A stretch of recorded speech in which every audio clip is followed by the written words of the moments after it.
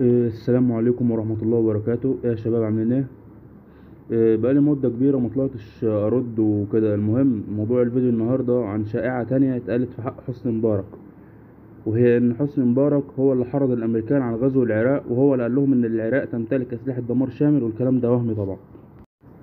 وعلى السريع كده، مين اللي قال ان حسني مبارك هو اللي قال كده؟ يعني انا لقيت فيديو على اليوتيوب بيقول لك ان حسني مبارك كان معاه ساعة تجسس وراح لصدام حسين، وصدام كشفه. وبعدها جاب فيديو جورج بوش وهو بيقول ان حسني مبارك اخبر تومي معرفش ايه لاخره.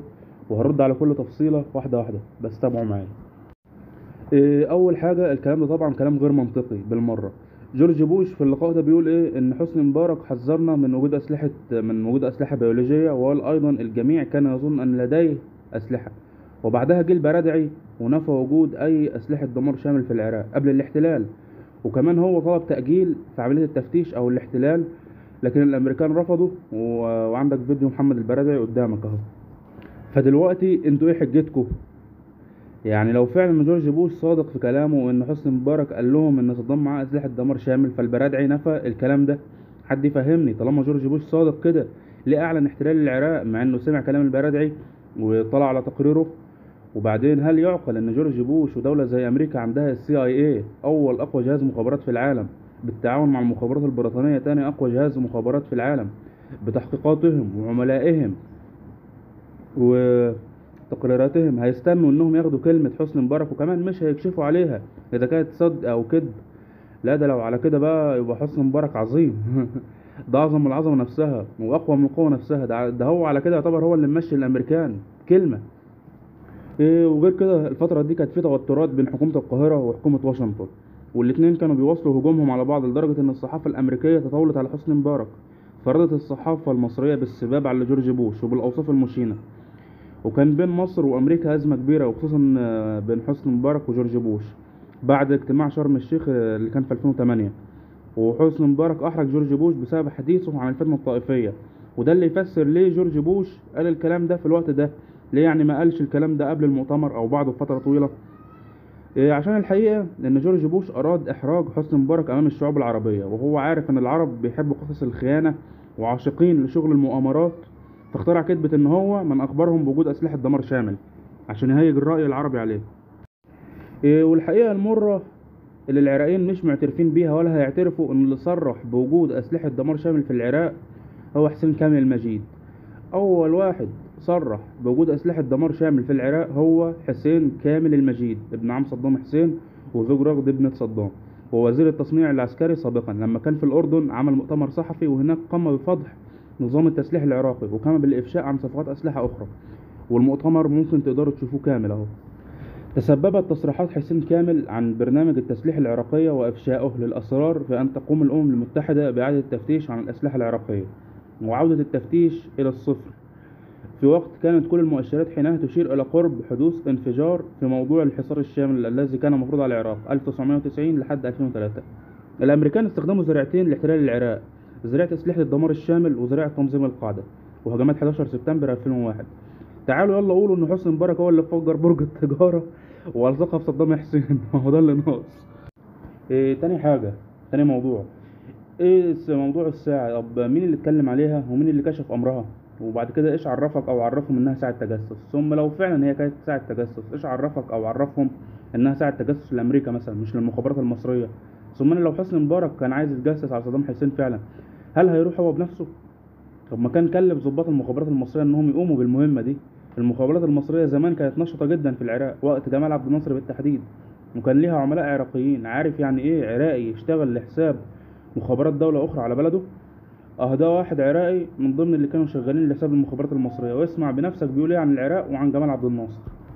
الغريب والطريف في نفس الوقت ان الفيديو ده شفته في قناة عراقية اخرى، بس العنوان متغير شوية. شوف العنوان هنا ده بيقول ايه، يقولوا عنوان التاني بيقول ايه.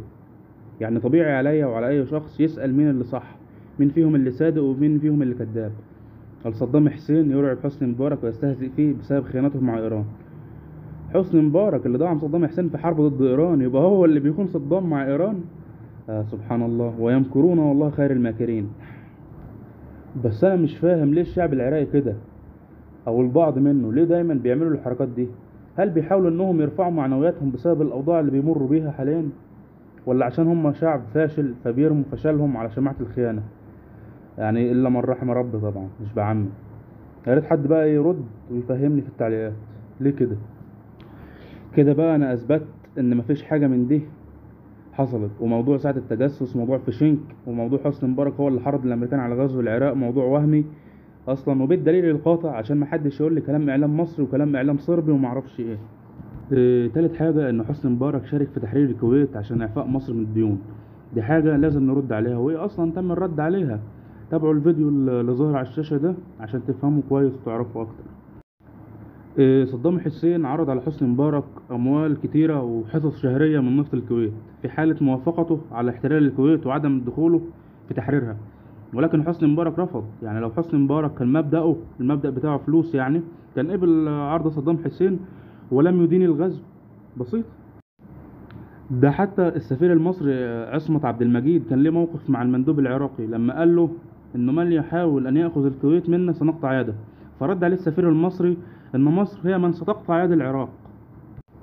وخلصت الكلام عشان نخلص، السبب في كل ده هو صدام حسين، عشان سمع كلام الامريكان عن الكويت وهم اللي عطوا الضوء الاخضر لاحتلال الكويت. يعني من الاخر كده ان صدام حسين اكبر عميل للامريكان، وحسني مبارك بعت له 40 خطاب بيطالبوا فيه بالخروج دون اذى، ووعده بالحمايه والامن، لكن صدام رفض الخروج. وفي صباح اليوم الثاني اعلن الكويت محافظه عراقيه، متجاهلا تماما تحذيرات وطلبات حسني مبارك.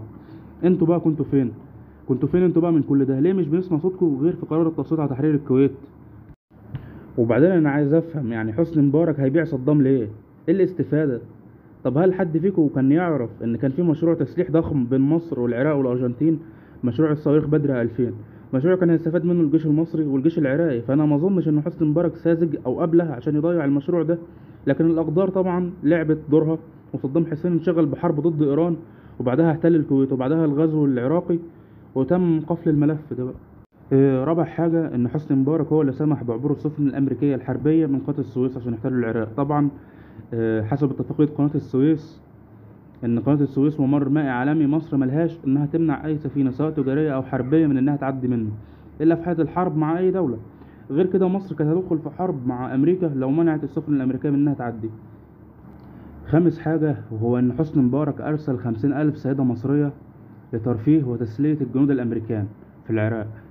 أنا بحثت كتير عن الموضوع ده وملقتش دليل واحد يثبت الكلام ده، ملقتش غير مقالة واحدة منشورة في موقع جزائري قديم، وكالعادة كلام بدون مصدر، وكده عارفين ليه طلعوا الجزائريين نشروا الكذبة دي، وهبقى أتكلم عن الموضوع ده بعدين. طبعا الكلام ده وهمي، مفيش الكلام ده، أو العدد مبالغ فيه، 50,000 واحدة، يعني 50,000، طب إزاي؟ المهم أنا كده هطلع أرد على الموضوع ده بعدين. بس السؤال هنا، ليه العراقيين بيرددوا الشائعة دي؟ شكلهم نسيوا ان صدام حسين قام بارسال نساء وبنات بلده للملاهي المصرية الليلية، وعندكم الفيديو من عراقيين نفسهم بيقولوا وبيأكدوا الكلام ده.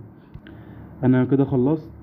انتظروا الفيديو اللي جاي، دور مصر والمصريين في حرب الخليج الاولى، والمساهمات المصرية في تحرير شبه جزيرة الفاو العراقية من ايران، ومن مصادر العراقيين انفسهم مش من مصادرنا. وطبعا انا هسيب رابط الفيديوهات اللي انا اتكلمت عليها في صندوق الوصف عشان اللي حابب يشوفها يعني ويطلع عليها. انا كنت عاوز اعرضها هنا في الفيديو، بس حقوق الطبع والنشر والفيديو ممكن يطول وانتوا عارفين. ويلا بقى في رعاية الله. السلام عليكم.